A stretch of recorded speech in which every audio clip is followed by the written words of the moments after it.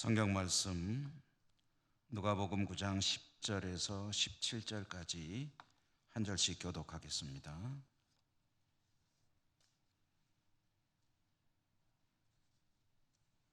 누가복음 9장 10절에서 17절.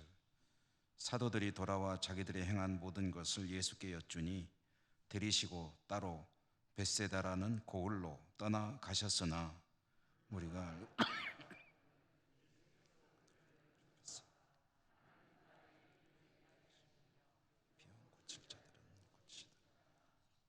날이 저물어가매 12사도가 나와 여짜오되 무리를 보내어 두루 마을과 초원으로 가서 유하며 먹을 것을 얻게 하소서. 우리가 있는 여기는 빈들이니이다.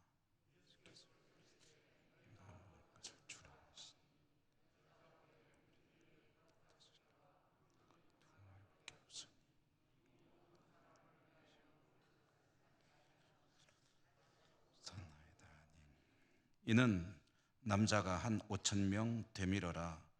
제자들에게 이르시되 때를 지어 한 50명씩 앉히라 하시니 예수께서 떡 5개와 물고기 2마리를 가지사 하늘을 우러러 축사하시고 떼어 제자들에게 주어 무리에게 나누어 주게 하시니 먹고 다 배불렀더라. 그 남은 조각을 12바구니에 거두니라. 아멘.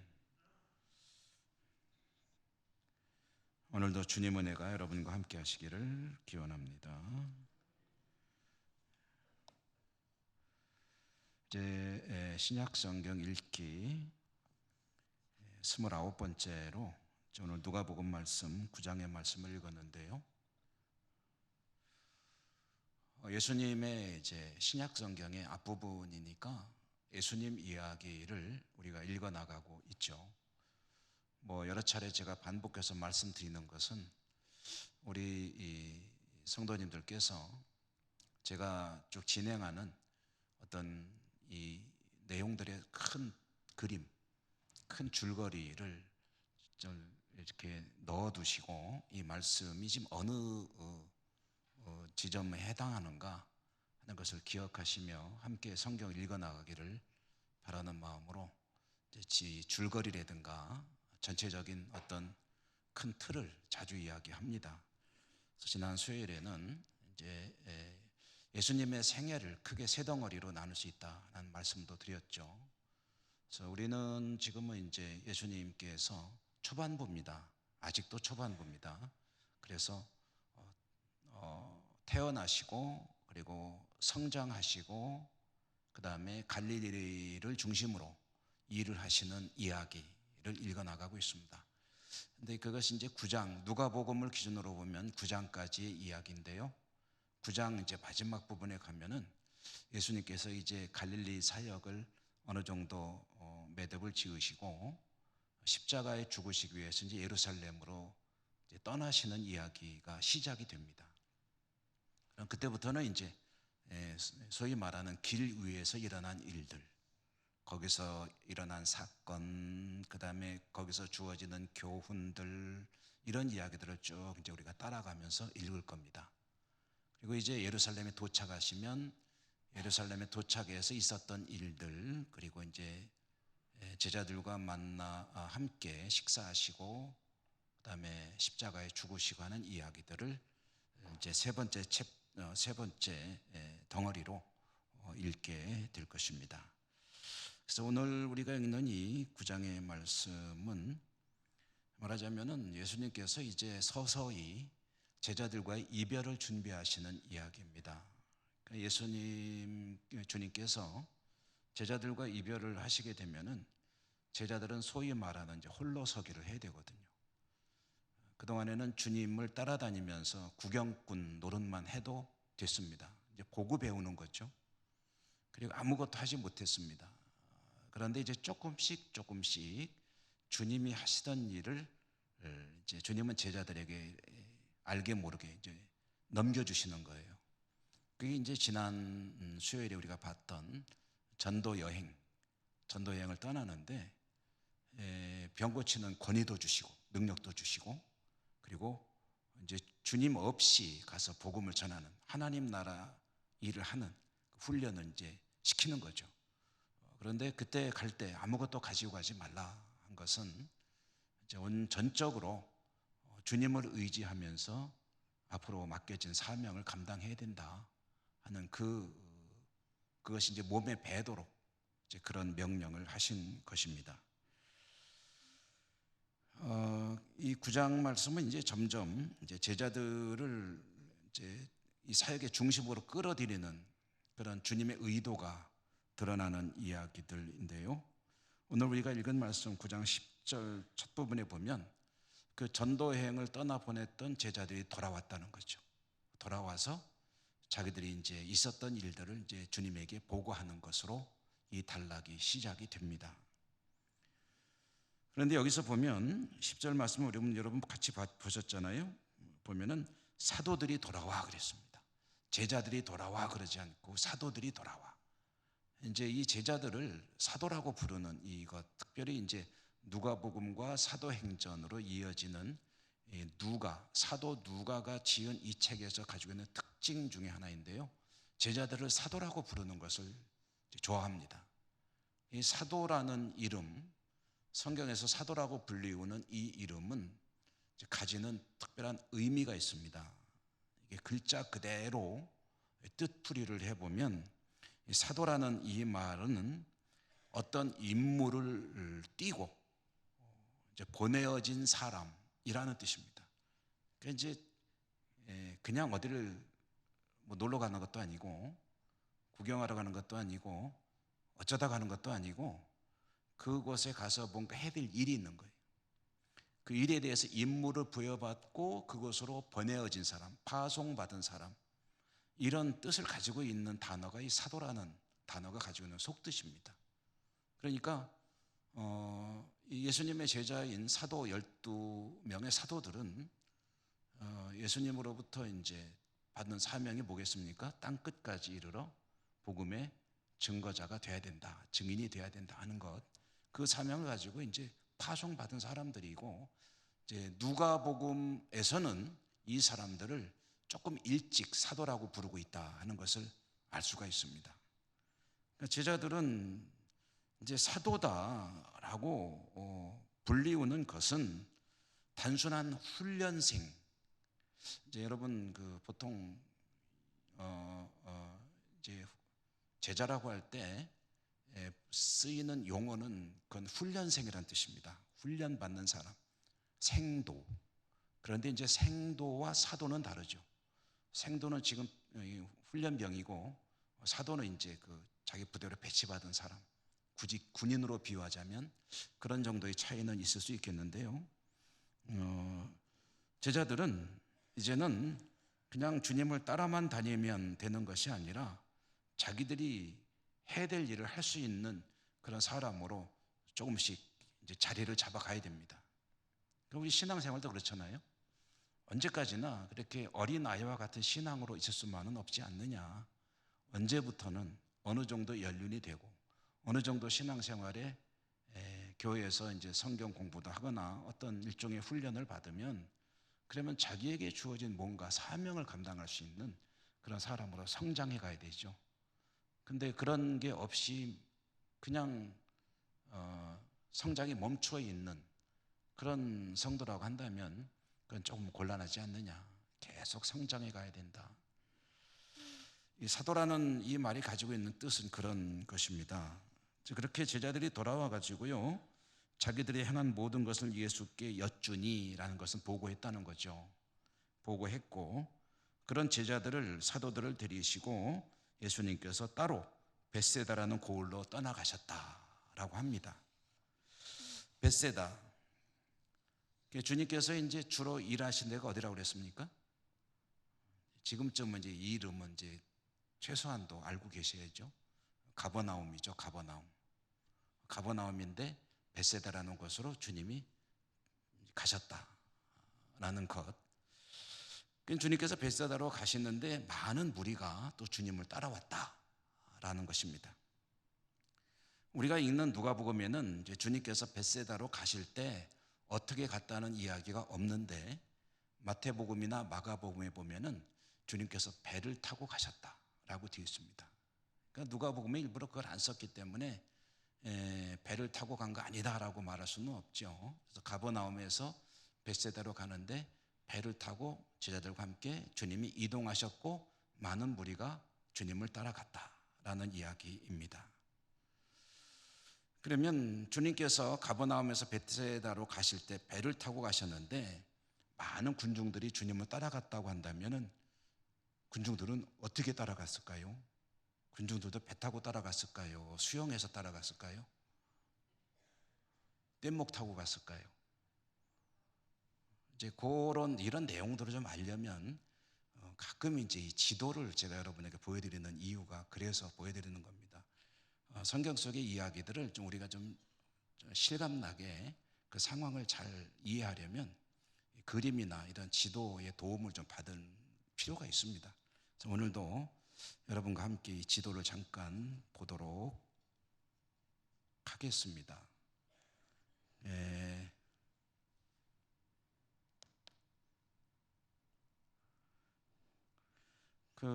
여러분 이 그림 잘 보이세요? 잘 안 보이세요? 왜 잘 안 보이실까? 저기 저 지도에 울긋불긋한 데 있잖아요. 저게 성경의 땅입니다. 그러니까 우리가 흔히 팔레스타인이라고도 부르고 구약성경에서 가나안으로 간다 할 때 가나안이기도 하고 뭐 이스라엘 하면은 또 이제 저것이죠. 이제 가운데 보면은 그 물이 두 개가 있습니다. 이 지형은 제가 여러분 잘 아시는 분도 계시지만 자주 반복해서 말씀드리는 거는 이 정도는 수요 성경 공부에 오실 때 좀 머릿속에 넣어 놓으시면 좋다는 의미에서 자주 반복하는데 요게 이제 갈릴리 바다입니다. 요거는 제가 동그라미 치는 거 보이시나요? 예. 그다음에 여기는 이제 그 우리가 잘 알고 있는 사해라고 하는 곳입니다. 사해. 두 개가 물이에요, 물. 그리고 요 사이를 흐르는 게 요단강입니다. 요단강. 이렇게 이제 이 그림을 놓고 볼 때 여기가 갈릴리라고 했잖아요. 그러니까 여기에서 예수님이 주로 사역을 하셨다. 뭐 보면은 제가 우리나라 지도로 말하면은 저 평안도, 뭐 한경도 이런 식으로 얘기하잖아요. 그런 것처럼 북쪽입니다. 예루살렘이 어디냐면 이제 어디냐? 여기거든요. 예루살렘이. 그러니까 상당히 북쪽이죠. 예루살렘이 중앙이라고 치면. 그래서 갈릴리가 여기인데 이 전체 그림을 여러분 좀 염두에 두시고서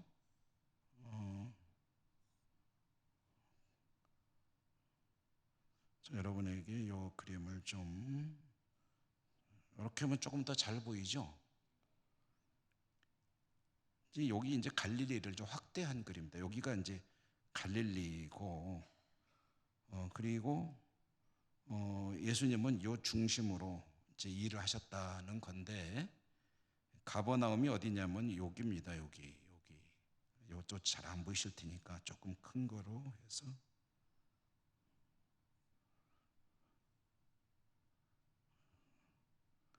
이렇게 해놓으면 좀 잘 보이실래나? 좀 난가요? 가버나움이라고 돼 있잖아요, 그죠? 가버나움이 여기인 거죠, 여기.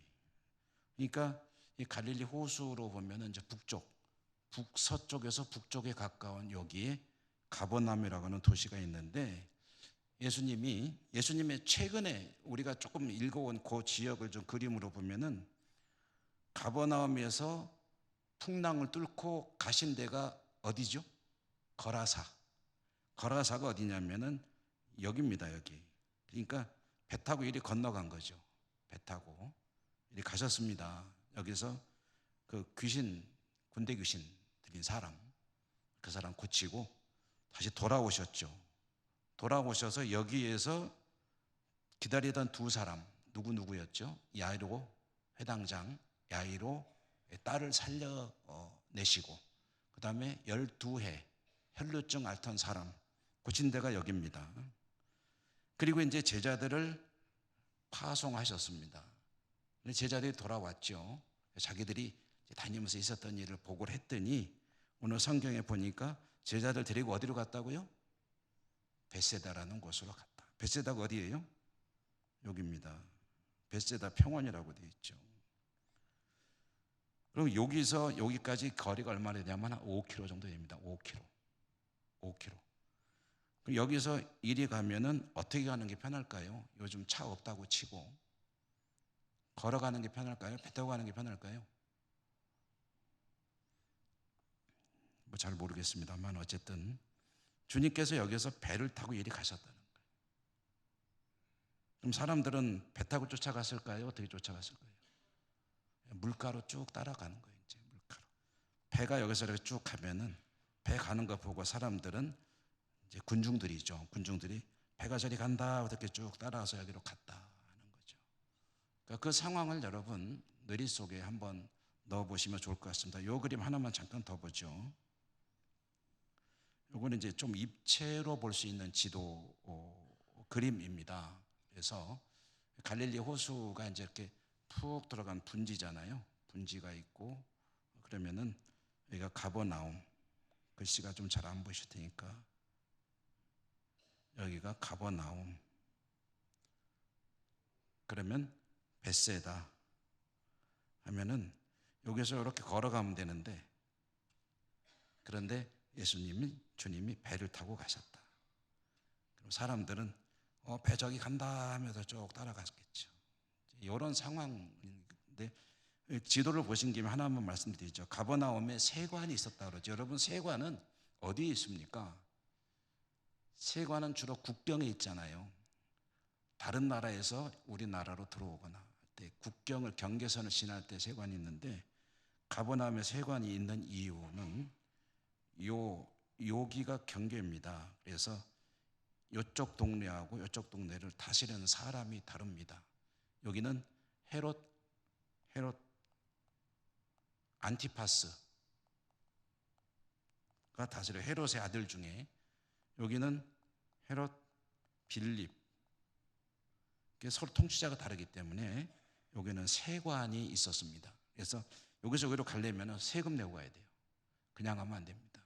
일반인들은 그냥 왕래했겠죠. 어쨌든 예수님께서 이제 여기서 여기로 배를 타고 가실 때 여기 평원이라고 있으니 여기로 가신 게 아니겠느냐.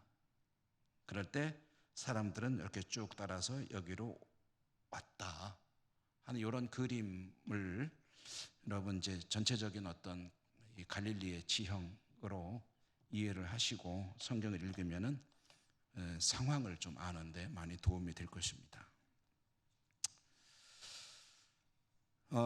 주님께서 배를 타고 이제 제자들과 함께 벳세다로 가시니까 사람들이 배를 뻔히 따라 보면서 주님이 계시는 대로 가야 돼요. 왜냐하면 주님으로부터 들어야 될 말씀이 있고, 또 아픈 사람들은 병도 고쳐야 되고, 이런저런 여러 가지 각자의 목적을 가지고 예수님 가시는 곳을 쭉 따라서 이동하다 하였고, 그리고 성경에 보면 예수님께서 그들을 영접하셨거든요. 그러니까 먼저 가서 배 타고 가서 기다린 거죠. 예수님이.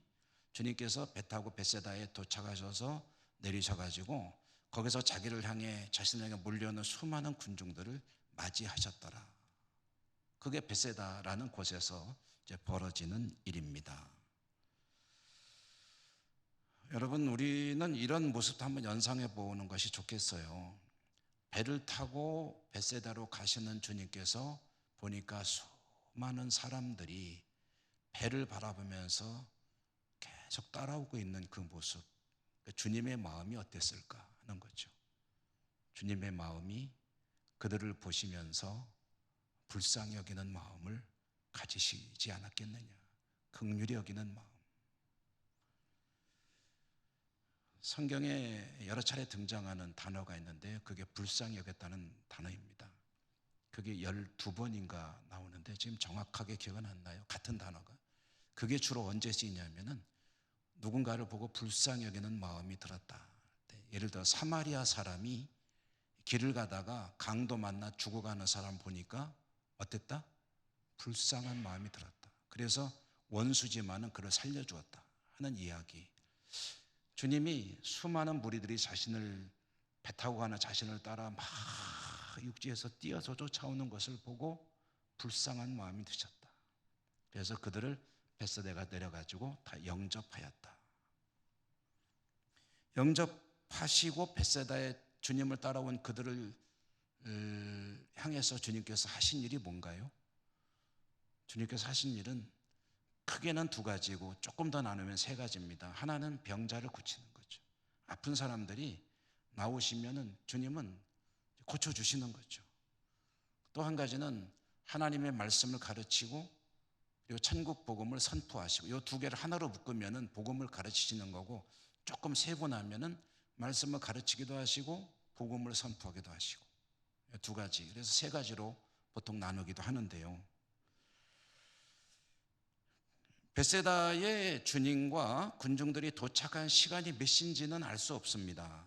그런데 상당한 시간이 흘렀을 것입니다. 날이 저물었습니다. 날이 저물어 가는 그때까지 주님은 병자들도 고치시고 천국 복음을 선포하시고 그런 사역을 하셨는데, 날이 저물어 간다는 것은 무엇을 말하는 것이겠습니까? 이 사람들에게 영적인 필요를 채워주는 것도 중요하지만 육체가 필요로 하는 것도 채워줘야 되지 않느냐. 저녁이 되면은 이 당시 사는 것이 어려운 시대니까 주님 쫓아온 사람들은 배가 고팠겠죠. 허기가 졌을 것입니다. 그러니 제자들은 이제 주님에게 그 이야기를 건네는 거죠.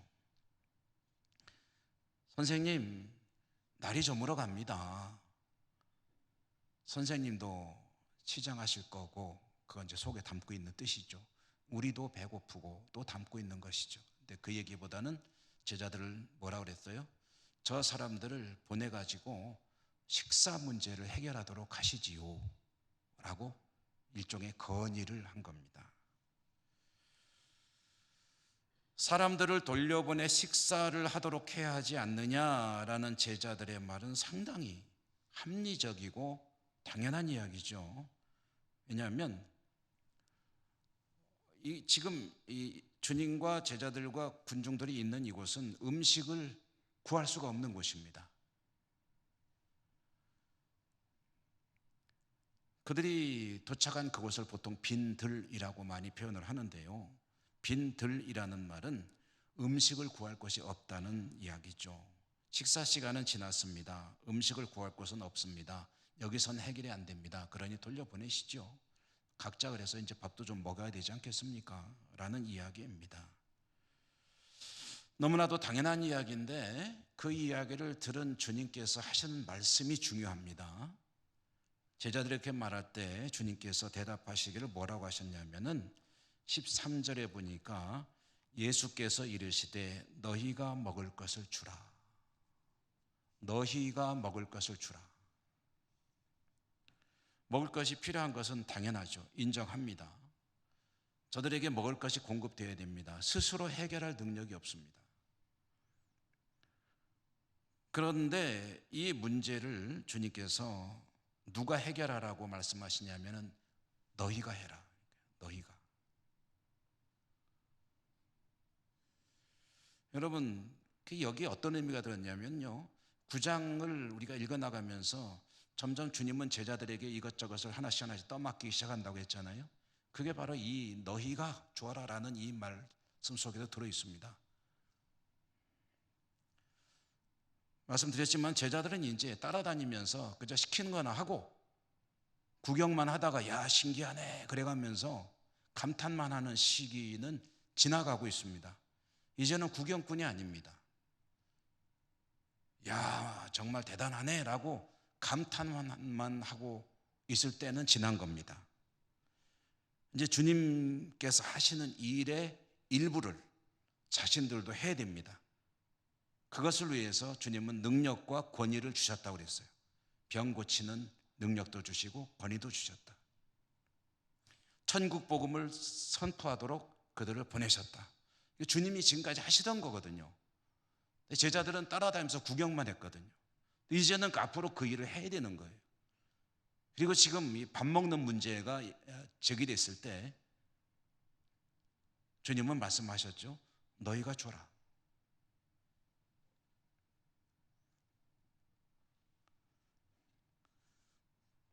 다른 곳에서 가져오는 것 아니고 군중들 스스로 해결할 수도 없는 일이고,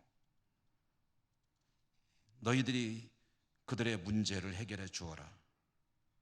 이것은 이제 제자들이 이 무리들을 위해서, 군중들을 위해서 이 일을 해야 될 때가 되었다는 것을 주님이 또 한 번 강조하는 그런 말씀인 것이죠. 문제는 그런데 뭐냐면은 제자들에게는 그를 해결할 방법이 없다는 겁니다. 너희가 주라 그랬으니까 그러면 우리가 해볼게요. 가 아니라는 거예요. 어리둥절하죠. 우리가요? 뭘? 어떻게?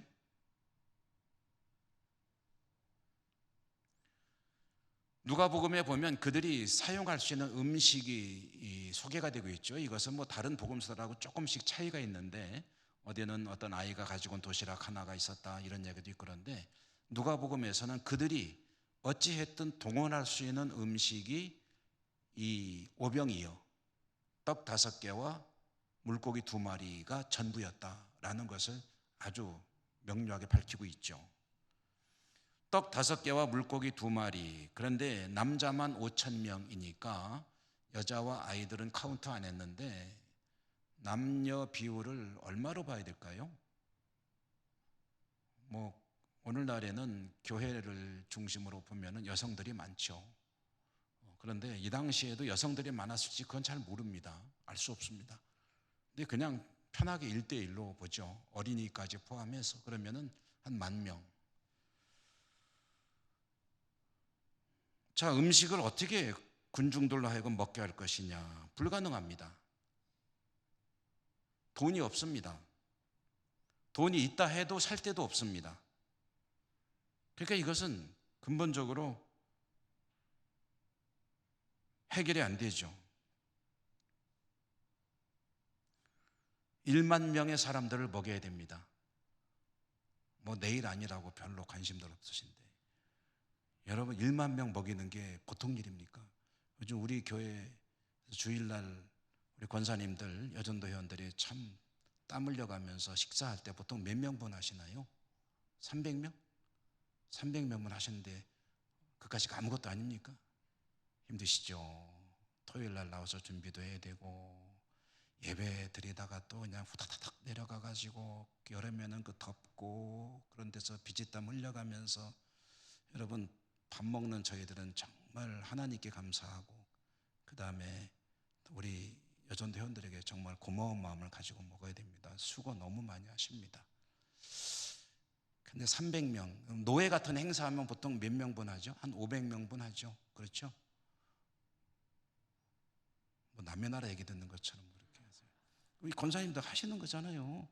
한 500명분 하죠. 500명분 하려면은 막 허리가 막 아프고 그렇잖아요.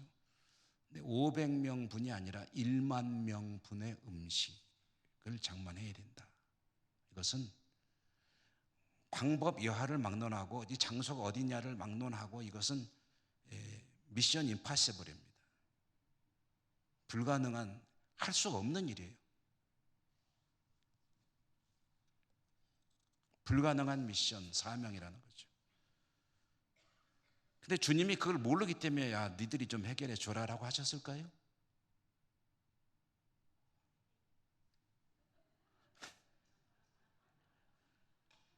그렇다면 왜 이 말씀을 하신 걸까요? 너희가 주어라. 해결할 방법이 없다는 거 알면서도 왜 이런 말씀 하시는 건가요?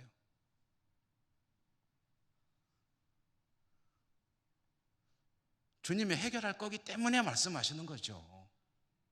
그럼 제자들은 자신들은 해결하지 못해요. 그러나 너희가 주어라 할 때, 그때 가져야 될 생각이 뭐냐면 우리는 못하지만 주님은 하신다.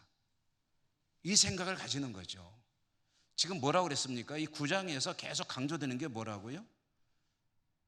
구경꾼이 아니라 앞으로는 주님께서 하시는 일을 조금씩 가져다가 나중에는 주님 부활 승천하시면은 주님 하시는 일을 고스란히 인계받아야 될 사람들이 제자들이란 말이죠.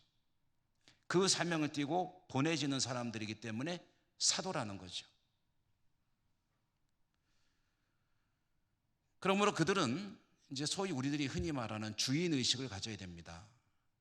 그저 따라다니며 구경만 하고 하는 것이 아니라 이것이 나의 일이다.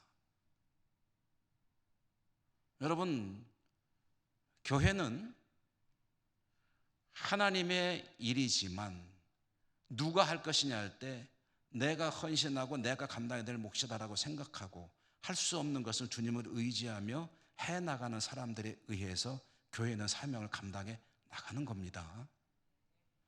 구경만 하는 이들, 여기는 그런 분 한 분도 안 계시겠죠. 아이고 저 사람 잘하네. 구경만 하는 이들을 통해서는 교회가 할 수 있는 일이 그렇게 많지가 않습니다. 교회가 해야 될 일들은 누구를 통해서 이루어지느냐 하면은 나는 할 수 없지만 내가 할 수 있는 일을 최선을 다해서 감당해 나갈 때 주께서 그 모든 것을 이루신다 하는 믿음을 가지고 나가는 이들을 통해서 교회는 세상의 희망으로 사명을 감당해 나가는 거죠.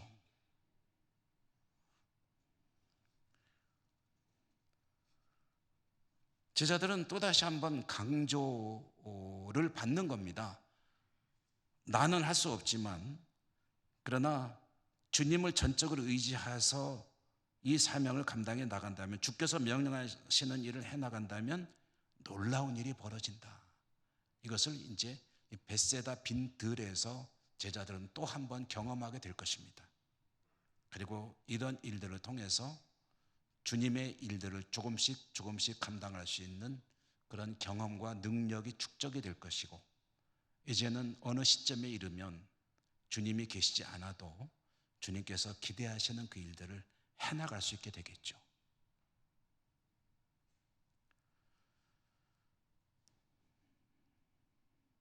주님은 제자들에게 그 경험을 직접 겪게 하시는 것이고요. 너희가 주어라 어리둥절해 있을 제자들에게 명하셨습니다.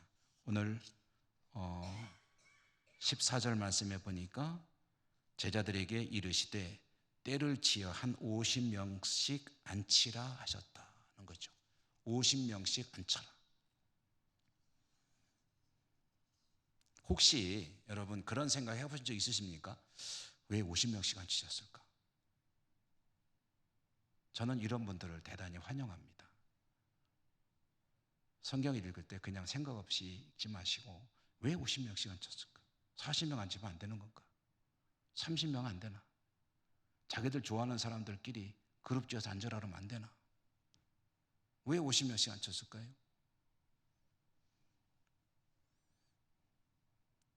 오십 명이 가지는 의미가 있을까요?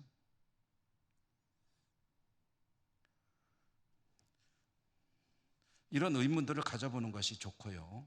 해결이 안 될 때도 있겠죠. 그러나 성경을 자꾸 읽다 보면은 그 50명이 가지는 의미를 풀어주는 곳을 찾을 수 있게 됩니다. 근데 성경에 보면 이 50명, 50이라는 숫자 말고 50명이라는 이 단위가 나오는 것이 두 군데가 있습니다.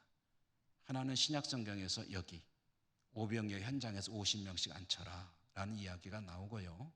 또 구약 성경에 보면은 열왕기상 1장에 보면 1장이 아니고 18장에 보면 엘리야가 이제 아합과 이세벨에게 도전하는 이야기가 나오잖아요. 그때에 거기에 오바댜라고 하는 사람이 있습니다. 오바댜는 어떤 사람이냐면은 하나님을 의지하는 신실한 하나님의 사람 일꾼입니다. 이 사람하고 엘리야가 나누는 대화 속에 이제 오바댜라는 사람이 한 일들이 드러나게 되는데요.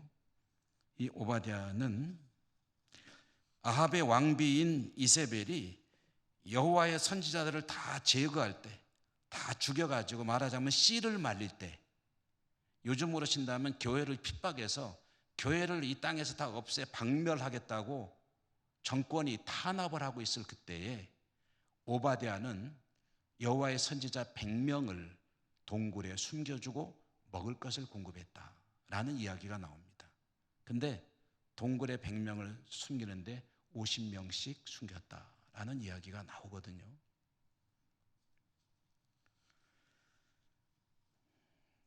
무지막지한 탄압의 시대에 하나님의 종 100명을 50명씩 동굴에 숨겨놓고 그들에게 물과 음식을 공급하던 오바댜. 그런데 이 이야기 속에 나오는 이 선지자 엘리야가 어떤 인물이냐면요, 여러분, 메시아, 구약 성경에 나오는 메시아의 모델은 누굽니까? 모델이 바로 엘리야입니다. 혈통은 다윗의 혈통이고 다윗과 같은 위대한 정복군주이기를 바라는 마음이지만 구약 성경을 통해서 유대인들이 기다리는 메시아의 모델은 엘리야입니다. 그래서 변화산에서 나타난 게 누구죠? 엘리야와 모세. 모세보다 엘리야 이름이 먼저 나옵니다. 그만큼 엘리야는 유대인들에게는 어마어마한 선지자입니다. 그러니까 엘리야 그리고 50명의 선지자들을 동굴에 넣고 먹인 오바댜라고 하는 사람 이야기,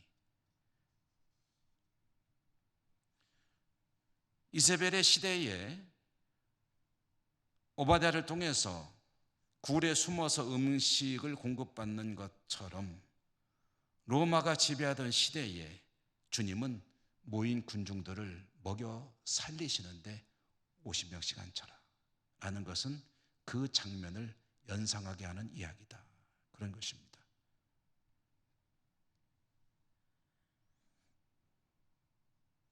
성경은 이런 숫자들, 특별히 이 숫자 같은 것들을요, 어떤 상당히 중요한 의미를 부여하면서 사용하는 것을 볼 수가 있습니다. 주님이 괜히 50명씩 앉히라는 게 아니에요. 이 시대, 이 어려운 시대에 하나님이 하나님의 종을 통해서 하나님의 백성들을 먹이시고 살리신다. 그러니 50명씩 앉혀라 라는 이야기를 하시는 것입니다.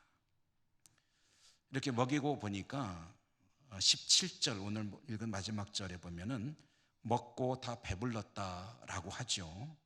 이 배불렀다라는 말이 가지는 뜻은 만족이라는 뜻입니다. 배부르면은 기분이 안 좋은 분들이 있죠. 배부르면 기분이 좋은 분들이 있죠. 배부르면 기분이 좋으신 분들은 조심하셔야 합니다. 몸이 커질 수가 있습니다. 저는 배부르면 기분이 좋은 편입니다. 그런데 오늘 여기에서 이 사람들, 이 군중들이 먹고 배불렀다, 만족했다는 것은 그런 만족이 아닙니다. 너무 굶주리고 헐벗고 고생하다가 모처럼 식사 한번 제대로 했다, 만족스럽게 식사를 했다, 주님이 그들을 그렇게 먹이셨다라는 그런 뜻입니다. 그렇다면 이 말씀을 보면서 우리는 떠오르는 말씀이 있습니다. 우리가 이제 누가복음 읽으면서 지나온 내용인데요, 마태복음에는 산상수훈, 상상설교가 있다고 그랬잖아요. 그 산상설교와 대비되는 대목이 누가복음에는 무슨 설교라고 그랬죠? 혹시 기억하시는 분 계실래나? 예, 평지설교라고 그랬죠. 평지설교. 산에서가 아니라 밑에서. 평지설교 중에 이 산상설교와 같은 대비되는 그런 내용인데요, 8가지 복 중에 이제 평지설교는 이렇게 나오죠. 지금 줄인 자는 복이 있나니 너희가 배부름을 얻을 것이미요. 6장 21절의 말씀입니다. 지금 배고픈 이들은 그 배고픔이 복인데 어떤 복이냐면은 배부름을 얻게 될 것이다. 주님을 따르느라 굶주린 자들에게는 주님께서 만족스럽게 해 주실 때가 있다라는 것이죠. 그러니까 주님을 따르느라고 배고픈 것은 그건 복이라는 거예요. 밥 많이 먹어서 그게 복이 아니라 주님께서 그들의 필요한 것을 채우시고 만족함을 주신다. 그렇기 때문에 주님을 따르느라 배고픈 이들은, 좀 확대 해석해 볼까요? 주님을 따르기 위해 때로는 어려움도 겪고 시련도 있지만 그래도 주님을 따르기를 멈추지 않는 이들에게는 주님께서 만족을 주신다. 그러므로 복된 일이다 라는 그런 말씀입니다. 남은 조각이 12바구니였다고 하죠. 12바구니가 가지는 것도, 여러분 12 하니까 얼른 떠오르는 게 뭡니까? 이스라엘의 12 지파 부족이죠.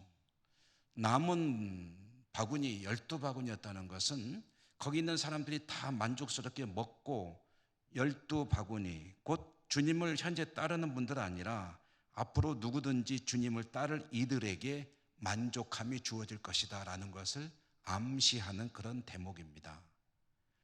준비되어 있는 거예요. 그러니 걱정 말고 따라오너라. 너희들에게까지 12바구니에 차게 음식이 준비가 되어 있다. 주님을 따르느라고 여러분 때로는 어렵고 힘들 때도 있지 않습니까? 그런데 주님을 따른다는 그 자체가 복이라는 것을 늘 기억하시며 주님 주신 은혜로 인해 기쁨을 얻으며 주님으로 인하여 주어지는 그 은총과 축복들은 그것으로 인해서 겪는 어떤 어려움들이 있다 할지라도 그것과 비교할 수 없는 것이라는 것을 늘 인정하며 주님 때문에 늘 행복하신 여러분 모두가 되시기를 주님 이름으로 축복합니다. 은혜로우신 하나님 감사합니다. 오늘도 주님의 말씀을 읽고 그 뜻을 새겨보았습니다. 참으로 힘들고 어려운 시기를 살아가는 이들에게 주님께서 만족함을 주시고 그들의 모든 필요를 채워주시는 것을 보았습니다. 저희들도 주님을 따르기에 때로는 어려움이 있을지라도 최선을 다해 믿음으로 승리하고 하나님 주신 은혜 풍성히 누리며 살아가는 저희 모두가 되게 하여 주옵소서. 예수님 이름으로 감사하고 기도드립니다. 아멘.